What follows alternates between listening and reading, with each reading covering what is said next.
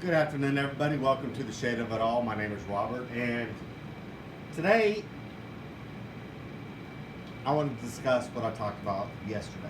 See, today, out on the roads with Uber, I was blessed beyond comprehension. I was not expecting to make the kind of money on Uber that I made today.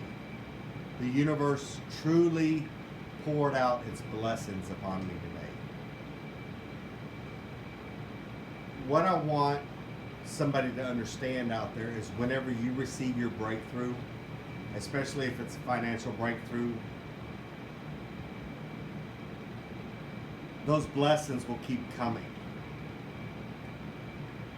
The universe will pour out upon you abundant. There is a warning, and heed the words that I'm about to say.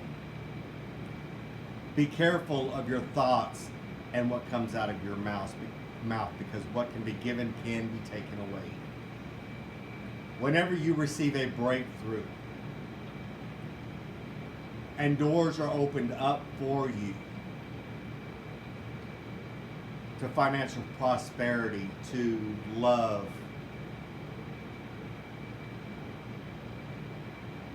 whatever the case, you have to be very, very careful about your thought process and the words that come out of your mouth. See, both of them are powerful,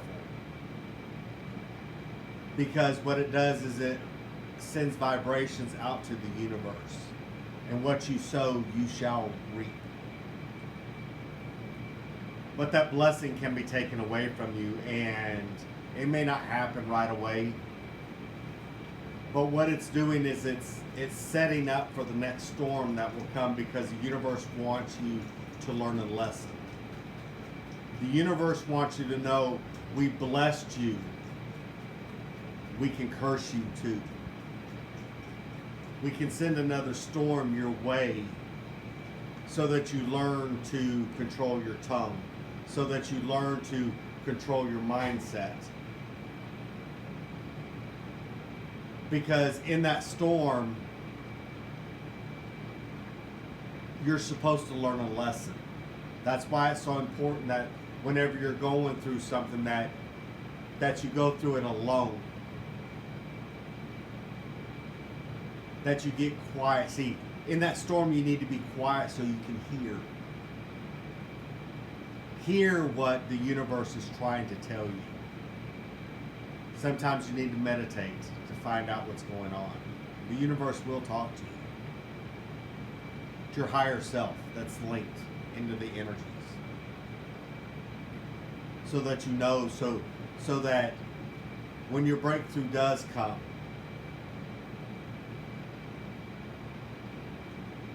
you don't curse your breakthrough. But there's also something else that I learned, and I've been really thinking hard about today. That whenever I was in that storm, though the people closest to me didn't know what was going on until yesterday,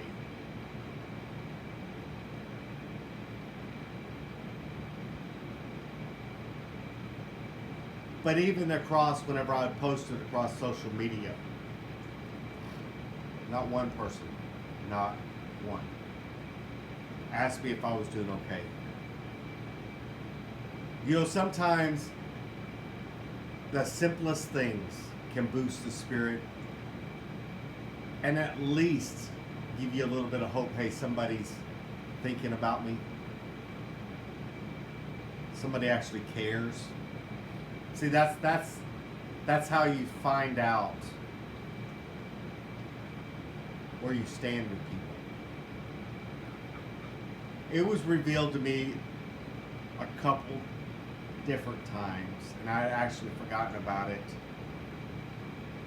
But I think I'm being reminded about it now, that once people form an opinion about you, you're not going to change that opinion. It's written in stone. It's a done deal.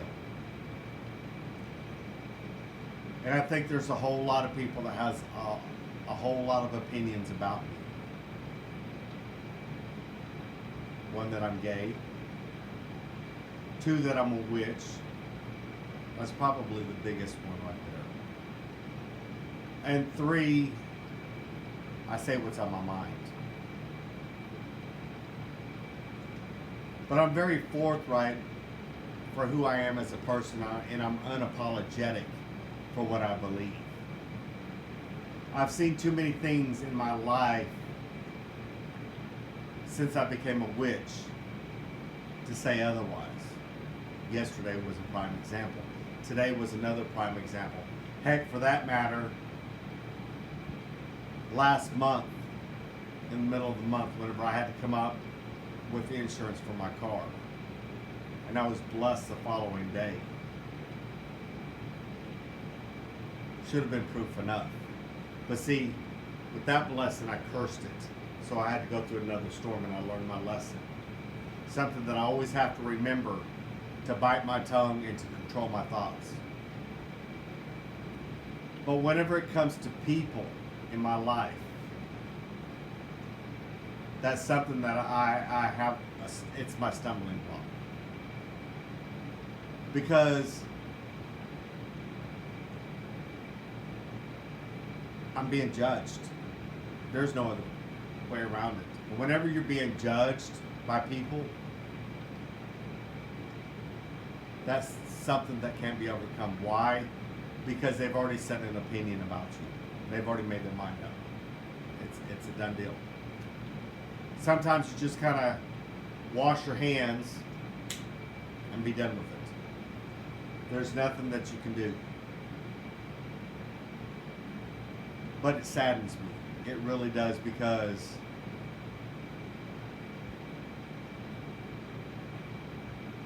I'm not being accepted for who I am as a person. And that eats at me.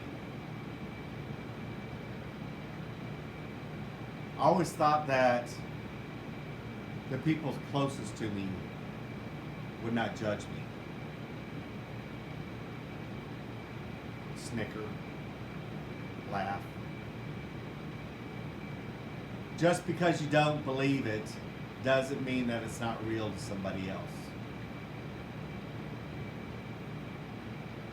Because I practice witchcraft. My craft. But it goes against everything they believe. It doesn't make it wrong. It just means that I have different ideas.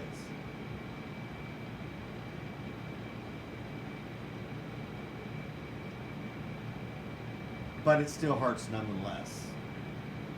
It hurts knowing that you're being judged. See, during the last 6 days, my eyes have really been opened up to a lot of truth. A lot of truths that I'm not accepted. And that's probably why I kept my mouth shut for 6 days to certain individuals.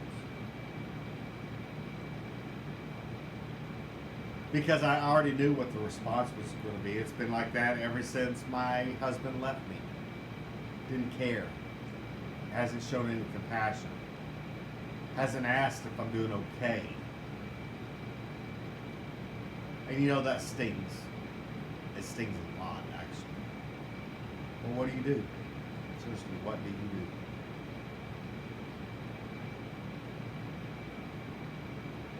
do? Because they've now established a pattern in our relationship. They've now showed who they are.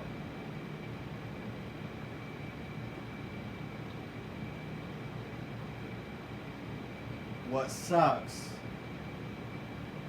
is I don't have any roots in my life. People that are there for me.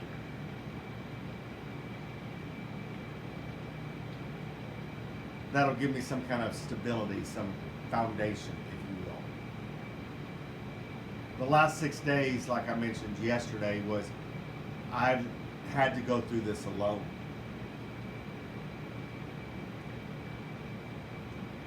But maybe that's something, to quote Steve Harvey, he uses God, I'm going to use universe.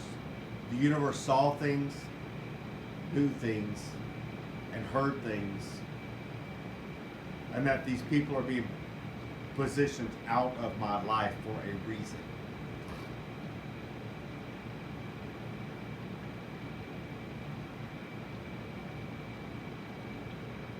When someone cannot love you for who you are as a person, yeah, they love me. I mean, don't get me wrong, but they don't love me as a person. I'm blood.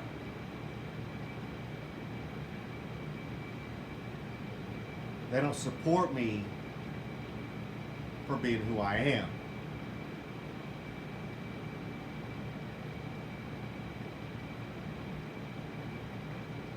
I think that's drives the loneliness that much more. I really do. Because it doesn't allow me to openly talk about the important things in my life. You know, whenever I do talk to them, FaceTime, I talk about all the different things going on in my life because I sit in this house or I sit outside. I don't have anybody to talk to. So I kind of dominate the conversation. I don't mean to, it's just I'm starved for conversation. I'm alone down here. I have nobody. But I can't get people to see that. Their excuses, well, you can always move up here. No, I can't. That's not my home. I don't belong up there.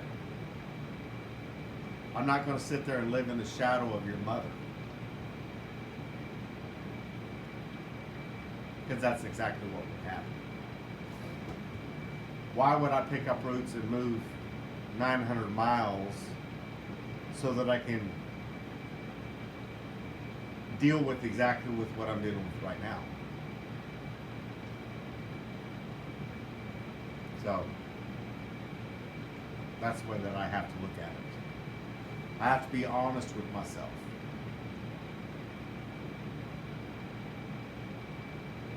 And that may come across as being a bad father, but there are certain realities that I have to accept.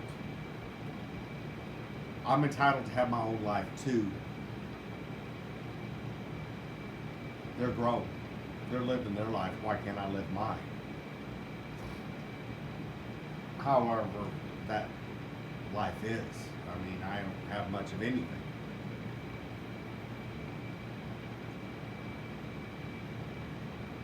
But folks, as I bring this to a conclusion, think back on everything that I've said so far.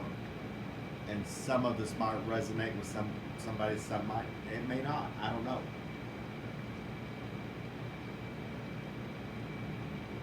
But when you find yourself alone, and I mean alone, that might be a good thing.